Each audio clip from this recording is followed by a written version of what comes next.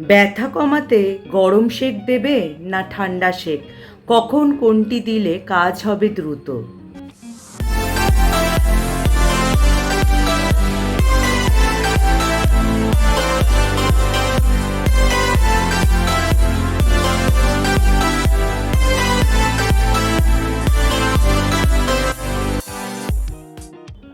Hello friends, welcome back to my channel. আমার সব বন্ধুরা কেমন আছো? নিশ্চয়ই সুস্থ আছো এবং ভালো আছো।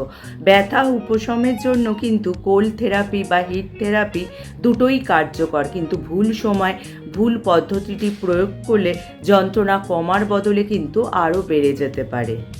গোড়ালি হঠাৎ করে মচকে যাওয়া, পিঠে ব্যথা, শরীরচর্চা করার পর পেশিতে টান ইত্যাদির জন্য অনেক সময় আমাদের মনে হয় বরফ সেক না গরম সেক কোনটি ব্যবহার করা উচিত। ক্রায়োথেরাপি নামে পরিচিত এই পদ্ধতিতে কিন্তু আইস প্যাক বা বরফ সেক দেওয়া হয়। ঠান্ডা তাপমাত্রার প্রভাবে কি হয়, রক্তনালী সংকুচিত হয়, ফলে সেই জায়গায় বা আঘাতপ্রাপ্ত স্থানে কিন্তু রক্ত প্রবাহ কমে যায়।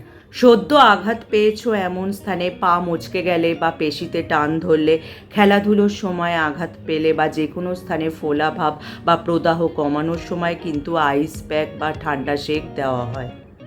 ঠান্ডা সেক দেওয়ার সময় কিছু সাবধানতা অবলম্বন করতেই হবে। আঘাতপ্রাপ্ত স্থানে কিন্তু সরাসরি বরফ রাখা চলবে না। যে কোনো কাপড়ে বা গামছায় মুড়িয়ে তোমরা বরফ সেক দিতে পারো। আর আঘাতপ্রাপ্ত স্থানে 10 মিনিটের বেশি কিন্তু এই বরফ সেক দেওয়া যাবে না। 1 ঘন্টা পর আবার তোমরা এই বরফ সেক দিতে পারবে। হিট থেরাপিতে কিন্তু হিটিং প্যাড, গরম জলের ব্যাগ বা উষ্ণ তোয়ালে ব্যবহার করা হয়ে থাকে। গরম জলে স্নান করলেও কিন্তু ব্যথা থেকে মুক্তি পাওয়া সম্ভব। আর এই ক্ষেত্রে কিন্তু নতুন করে কোনো ব্যথা নয়, দীর্ঘস্থায়ী ব্যথার ক্ষেত্রেই কিন্তু এই থেরাপি কার্যকর। আর এই থেরাপিতে কি হয়, রক্ত সঞ্চালন বৃদ্ধি পায় এবং পেশি শিথিল হয়ে পড়ে, যার ফলে কিন্তু আড়ষ্টতা কমে যায়। এই ক্ষেত্রে কিন্তু দীর্ঘস্থায়ী ব্যথা বা পেশির আড়ষ্টতা কমাতে ব্যবহার করা হয়। ঘাড়, কাঁধ বা কোমরের নিচের অংশের ব্যথা কমাতে, এছাড়া আর্থারাইটিস বা বাতজনিত রোগের ক্ষেত্রে কিন্তু হিট থেরাপি কার্যকর। তবে এক্ষেত্রে কিছু সাবধানতা অবলম্বন করতেই হবে, যেমন সদ্য আঘাত পেয়েছো এমন স্থানে কিন্তু হিট থেরাপি কার্যকর নয়। আর যখনই তোমরা হট ব্যাগ বা হিটিং প্যাড ব্যবহার করবে, খুব গরম হলে কিন্তু ত্বক পুড়ে যেতে পারে, তাই সেই বিষয়ে সতর্ক থাকতে হবে। তাহলে যদি আজকে আমার এই টিপসগুলি তোমাদের কাজের মনে হয় বা তোমাদের উপকারে আসে, লাইক আর শেয়ার করে দিতে একদমই ভুলো না।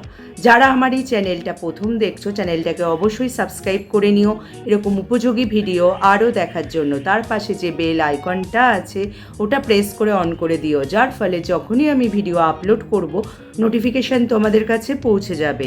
আজ তাহলে আসি, আবার দেখা হবে আগামী পর্বে।